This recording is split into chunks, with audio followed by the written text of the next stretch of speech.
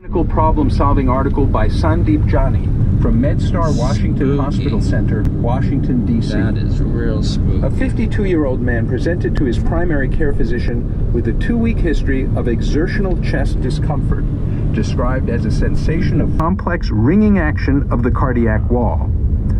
A recent study implicates a specific population of cardiac support cells, abundant macrophages that reside in heart tissue, as key players in keeping a steady heartbeat. Undermining genetic privacy, employee wellness programs, and the law. A perspective article by Kathy Hudson from Hudson Works LLC, Washington, D.C. Genetic information is becoming ubiquitous in research and medicine, but a bill moving through the House of Representatives called the Preserving Employee Wellness Programs Act, H.R. 1313, would preempt key protections. Because the bill, which was sent to the full House by the Education and the Workforce Committee in March, would substantially change legal protections related to the collection and treatment of personal health and genetic information by workplace wellness programs, it should be on the radar screens of physicians, researchers, and the public. Several federal laws currently prohibit discrimination and safeguard the privacy of genetic and other health-related information. These laws, however, made exceptions for voluntary wellness programs, and political pressure from employers and insurers has prompted broadening of those exceptions. As a result of H.R. 1313, most participatory workplace wellness programs that collect health information would face no limit on incentives for getting people to divulge information. Employers could pressure employees to disclose information, and wellness programs could share identifiable information with employers. H.R. 1313 undermines the principle that genetic information needs the highest level of protection so that people can make decisions about obtaining their own information without fearing that it might be used against them. Home-to-home time, measuring what matters to patients and payers. A perspective article by Michael Barnett from the Harvard T.H. Chan School of Public Health, Boston. Ever since Medicare's inpatient procedure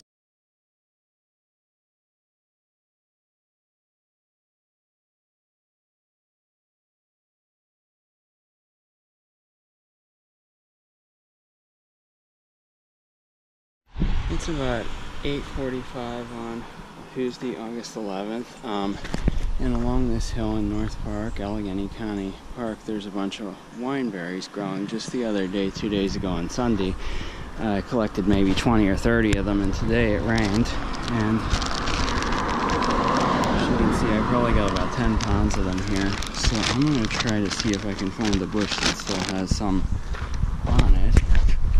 We'll take a look. They really overproduced this year in a way that I've never seen.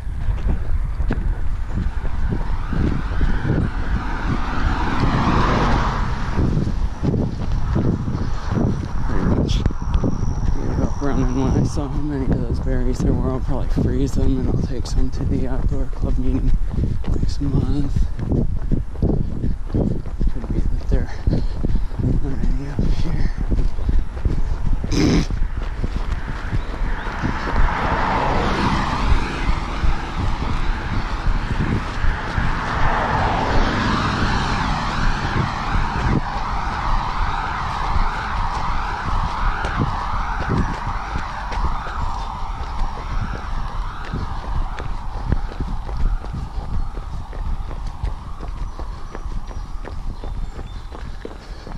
Well, on the way, I don't need any more apples, but I'll show you just the abundance of apples just pulling this tree down.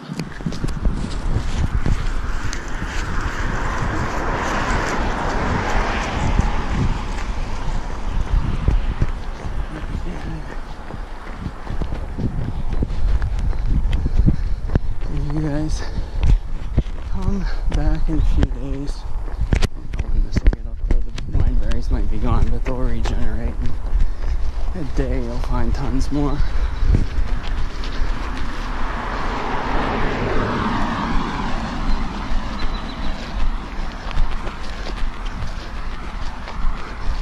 I'm trying to hog them, but they're literally falling off the vine. If they go any longer, they're not going to be any good for anything but birds and bugs.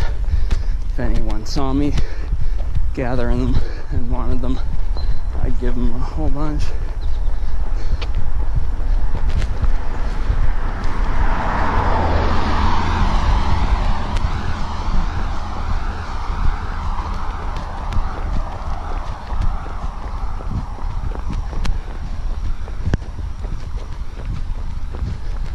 Okay, there aren't any plants up here.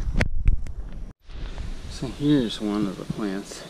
These ones are kind of salmon colored, but a little down the hill there's plants with a lot more. You really gotta look, and sometimes they don't turn bright cherry red, they only get salmon colored. And they're ripe. When you put your hand on them, pretty much when you see them on their vine, they're ripe because they come in a little flower that stays closed, kind of like a Venus flytrap, but it's not a carnivorous plant. And when it opens up, it reveals the ripe berry. Pretty much it's ready to eat as soon as you can see it. So not in the hill a little further here, trying to find you a nice stand on. It's like a berry patch from heaven, except every time I go in it I get a terrible rash.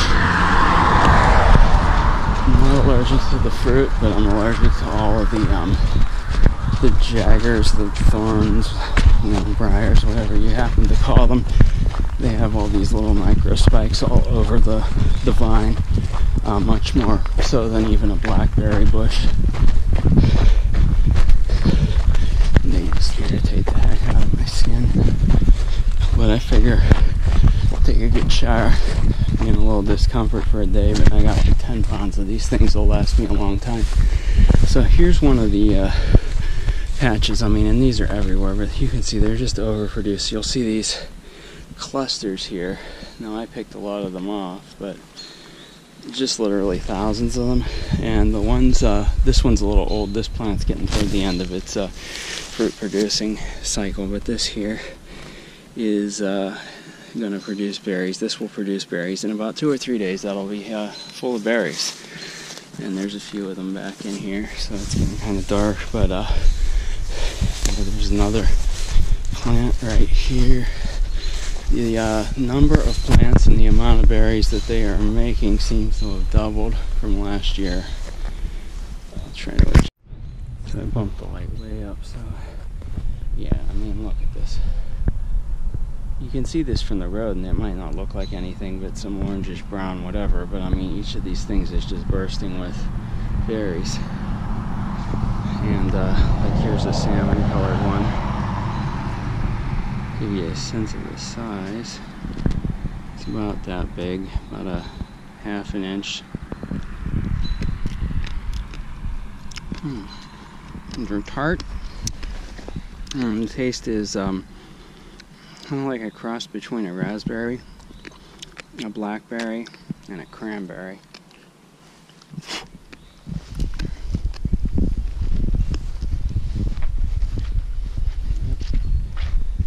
They're an invasive exotic species that just happens to produce really good fruit that we can eat.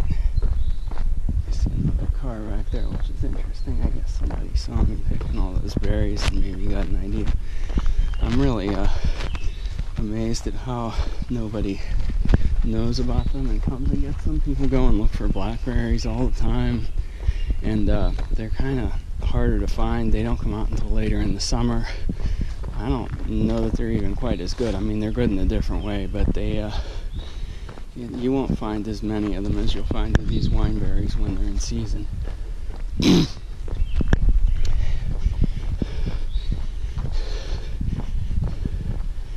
they are not available in any store that I'm aware of, at least not around here. Look at how juicy they are. I don't know if you can see it, there's just so much juice on the bottom of the bag. They're literally smashing themselves under their own weight.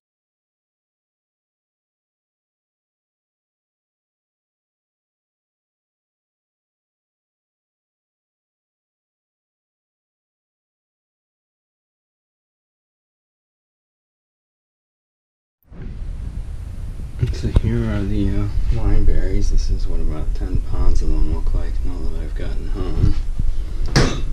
The seeds are a little crunchy, which are good. Wash them all off.